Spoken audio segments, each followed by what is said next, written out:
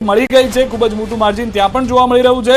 પેટા ચૂંટણીની વાત કરીએ, અર્જુનભાઈ મોઢવાડિયા 10,675 મતથી આગળ ચાલી રહ્યા છે અને જામનગર બેઠકની જે વાત કરી રહ્યા હતા ત્યાં પણ 6700 મતની લીડ પૂનમબેન માડમે લઈ લીધી છે અને ક્ષત્રિય આંદોલનની જે ચર્ચા વારંવાર થઈ, અલગ અલગ જગ્યાએ થઈ, તે રાજકોટથી ભાજપના ઉમેદવાર પરસોત્તમ રૂપાલા 54,172 મતથી આગળ ચાલી રહ્યા છે। દીવ દમણમાં મોટો ઉલટફેર પણ સર્જાઈ શકે છે। અહીંયા ના કોંગ્રેસ ના બીજેપી, અહીંયા અપક્ષ આગળ ચાલી રહ્યા છે। અપક્ષના જે ઉમેદવાર છે ઉમેશભાઈ પટેલ, તેઓ આગળ ચાલી રહ્યા છે અને 3000 થી વધુ મતથી તેઓ આગળ ચાલી રહ્યા છે। ખેડામાં પણ, ખેડામાં ફરી એક વખત દેવસિંહ અહીંયા ખેડા બેઠક જીતે તો પણ નવાઈ નહીં, કારણ કે જે લીડ છે એ મોટી લીડ અહીંયા જોવા મળી રહી છે। 60,000 મતથી તેઓ આગળ ચાલી રહ્યા છે। જામનગર બેઠકની વાત કરીએ તો 50,370 મત પૂનમબેનને મળ્યા છે, જ્યારે કે અત્યારે જે ગણતરી ચાલી રહી છે તેમાં જેપી મારવિયાને 47,000, એટલે આ માર્જિન અત્યારે ઓછું છે, 2,800 મતનું જ આ માર્જિન છે। કચ્છથી, કચ્છ મોરબી જે બેઠક છે, વિનોદ ચાવડા આગળ ચાલી રહ્યા છે, 14,000 મતથી આગળ ચાલી રહ્યા છે અને ગાંધીનગર સૌથી અગત્યની બેઠક, ગુજરાતની આ સૌથી મોટી બેઠક, રાજકીય ઇતિહાસ પણ જોઈ લો, કારણ કે બીજેપીના દિગ્ગજો આ બેઠક પરથી લડતા આવ્યા છે। જે ગાંધીનગર બેઠક 1,65,000 મતથી અમિત શાહ આગળ ચાલી રહ્યા છે। અમિતભાઈએ પણ કહ્યું હતું કે મારા માટે તો ગર્વની વાત છે કે જ્યાં નરેન્દ્ર મોદી મત આપવા આવતા હોય, આ એ બેઠક છે જ્યાંથી અડવાણી લડ્યા હોય ચૂંટણી, આ એ બેઠક છે, માટે મારા માટે તો આ ગર્વની છે અને લીડ પણ મોટી અત્યારે જોવા મળી રહી છે।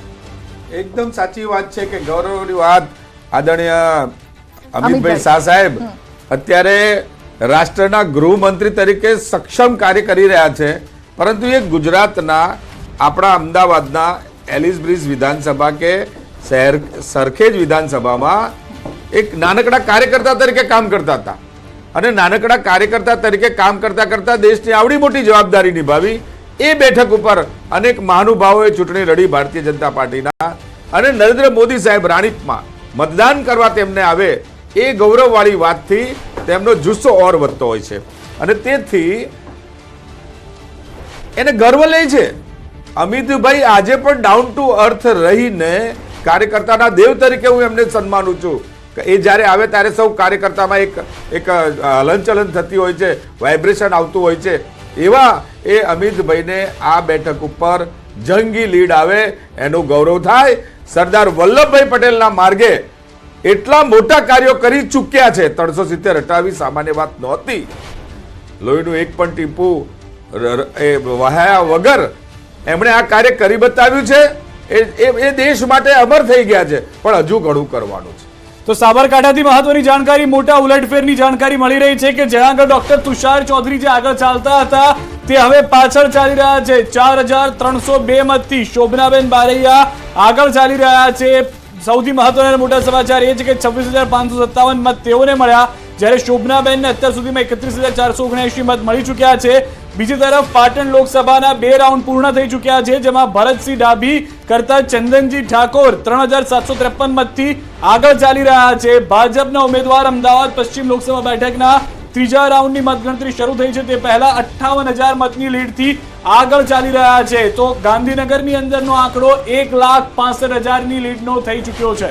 બિલકુલ, તો ધવલ પટેલ પણ આગળ ચાલી રહ્યા છે, 76,000 એટલે કે 70,000 થી વધુ આ મત 1 લાખ સુધી નજીકમાં જ પહોંચી જશે તેવી આશા બીજેપી પણ સેવી રહી છે। પરંતુ દેશની કેટલીક એવી બેઠકો જે હાઇલાઇટ કરવા જેવી છે તે છે સ્મૃતિ ઈરાની પાછળ ચાલી રહ્યા છે। અમેઠી બેઠક પરથી બીજેપીના સ્મૃતિ ઈરાની પાછળ ચાલી રહ્યા છે, જેમણે રાહુલ ગાંધીને પણ માત આપી હતી અને તે અત્યારે પાછળ ચાલી રહ્યા છે, જ્યારે કે રાહુલ ગાંધી બંને બેઠક જે રાયબરેલી વાયનાડથી તેઓ બંને બેઠક પરથી બે બેઠક પરથી તેઓ જીત્યા છે, 2 બેઠક પરથી તેઓ ચૂંટણી લડ્યા છે અને ત્યાં અત્યારે તેઓ આગળ ચાલી રહ્યા છે। બંને બેઠક જીતશે લાગે છે રાયબરેલી। હા, જેવી રીતે મોદી સાહેબ વારાણસી અને વડોદરા જીત્યા હતા તેવી રીતે આ પણ રાહુલ ગાંધી જીતશે। અચ્છા, મારો જીતે તો કઈ બેઠક પસંદ કરશે? વાયનાડ? જે એ પબ્લિકનો વિષય છે ને અમારા કોંગ્રેસ પક્ષનો વિષય છે ના, કારણ કે જેવી રીતે મોદી સાહેબે વડોદરા છોડીને વારાણસી ગયા એવી રીતે અમારા રાહુલ ગાંધી જે યોગ્ય લાગે પણ રાયબરેલી તમારી જૂની જાણીતી બેઠક છે, પુષ્કરની બેઠક કહેવાય છે, એ અમારો એ ગઢ છે, કોંગ્રેસના વિશ્વાસનો જનતાનો ગઢ છે અને વાનખેડા પણ ગઢ છે।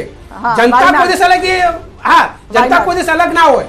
વોટ આપ્યો એ એમને વિશ્વાસ પર વોટ આપ્યો છે એટલે એ અચ્છા, કોઈ કઈ જી, ભેદભાવનો ઓકે, વિષય નથી. અમેઠી બેઠકથી સ્મૃતિ ઈરાની પાછળ ચાલી રહ્યા છે. આ એ બેઠક જ્યાંથી કોંગ્રેસના એવો ચહેરો છે જે 40 વર્ષથી કોંગ્રેસ પાસે છે અને જેના માટે રાહુલ ગાંધીએ પણ પ્રચાર કર્યો હતો, ત્યાંથી ચાલી રહ્યા છે સ્મૃતિ ઈરાની પાછળ.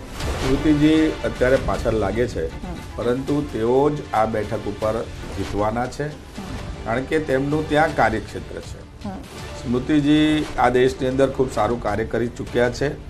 જી, હવે આ વાત કરીએ છીએ એટલામાં તમે કહો છો, એટલે કહેવાય છે ઘણી વખત છે ને આપણે મોં પર સરસ્વતી બેઠી હોય તો હવે સરસ્વતીજી બેઠા છે એવું લાગી રહ્યું છે, આગળ ચાલી રહ્યા છે હવે તેઓ. આભાર છે આપનો. જી. અને સ્મૃતિજી આ દેશનું એક યોગ્ય નેતૃત્વ છે. હા. તેમને લોકસભામાં મોકલવા એ જરૂરી છે અને તેમણે તેમના મતક્ષેત્રમાં કાર્ય કરી બતાવ્યું છે, એટલે તેમને સમર્થન મળે સ્વાભાવિક છે. ઓકે, સરને કઈ કમેન્ટ કરવી છે? જી. અમેઠી બેઠકની વાત કરો તો વર્ષોથી કોંગ્રેસનો ગઢ રહ્યો છે ને મોટા મોટા નેતાઓ ત્યાંથી આવ્યા છે ને એમ કહેવાય કે આ તો અમારા બાપની સીટ છે. ત્યારે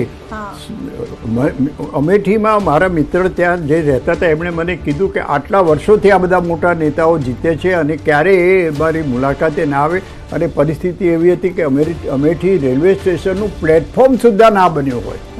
આ પરિસ્થિતિ કોંગ્રેસે જીતીને ત્યાં કરી છે, એટલે અમેઠીમાં માત્ર જીતવા માટે એનો ઉપયોગ કર્યો છે ને એનો સ્મૃતિબેને ગયા વખતે જીતીને જે સેવા કરી છે એના ફળ એમને ચોક્કસ આ વખતે મળશે એવી મારી અપેક્ષા. ઓકે, એક આંકડા આવી રહ્યા છે વધુ આપણી એક પાસે. જાણકારી હાલમાં મળી રહી છે કે જ્યાં આગળ આંકડા પ્રમાણે 295 બેઠક પર એનડીએ આગળ છે, જ્યારે ઇન્ડિયા 211 પર આગળ ચાલી રહ્યું છે. 543 માંથી 525 બેઠકોના વલણ છે. જામનગરથી પૂનમ માડમ ફરી એક વખત 2000 થી વધુની લીડથી આગળ ચાલી રહ્યા છે.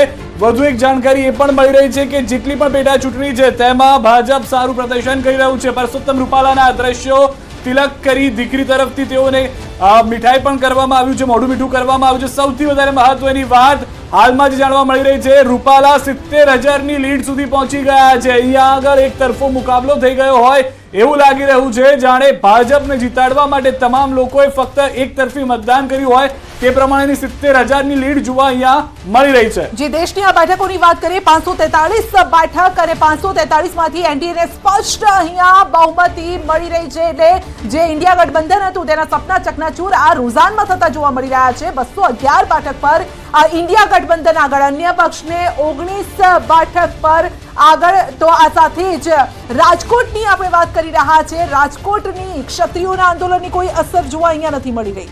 સમગ્ર ગુજરાતમાં એ નથી બન્યું, કારણ કે આ અગાઉ કોંગ્રેસે 2017માં પણ પ્રયાસ કર્યો હતો જાતિવાદી રાજનીતિ ખેલવાનો, પટેલ સમાજને ઉશ્કેરીને.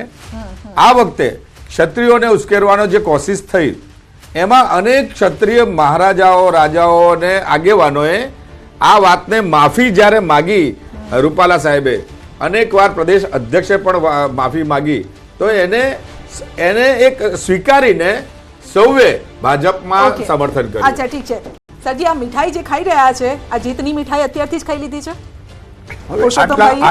આટલા વોટથી જો એ આગળ જીતતા હોય અને હવે બાકીના રાઉન્ડમાં પણ એમના તરફી પરિણામ આવે એવી અપેક્ષા ગણતરી કરવામાં આવે, એટલે અત્યારે ઉજવણીનો માહોલ તો ચોક્કસ હોય, એટલે આ રીતે મીઠાઈ ખાતા હોય. મારે ગુજરાતની વાત કરવી છે. ગુજરાતની પેટા ચૂંટણીઓની 5 સીટો ભારતીય જનતા પાર્ટી જીતે એવો જો તમે લોકો એનાઉન્સ કરતા હોય તો મારે તો એવું એનાઉન્સ કરવું છે કે 5 સીટો કોંગ્રેસ જીતે છે, કારણ કે કોંગ્રેસમાંથી આવેલા એ લોકો ભાજપમાં ઉભા રહ્યા છે.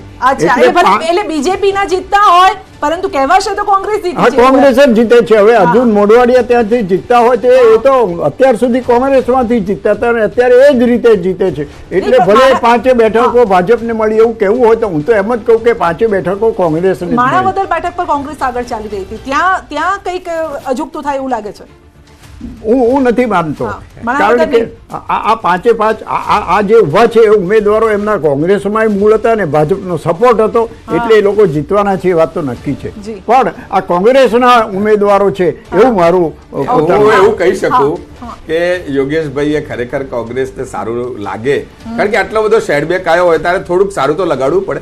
વિશ્લેષક છે અને સારું લગાડવા માટે એમણે કહ્યું કે કોંગ્રેસ 5 જીતે છે તો અમને મંજૂર છે. તમે એ નકારી તો ન શકો ને કે એ લોકો આવ્યા છે કોંગ્રેસમાંથી, એ પક્ષપલટો કરીને આવ્યા છે. ઉત્તર પ્રદેશથી મહત્વના સમાચાર મળી રહ્યા છે. કાંટાની ટક્કર જોવા મળી રહી છે ઇન્ડિયા ગઠબંધન અને એનડીએ ને લઈને. જ્યાં આંકડો 300 ને પાર એનડીએ નથી જઈ રહ્યો તેનું મુખ્ય કારણ છે ઉત્તર પ્રદેશ, કે જ્યાં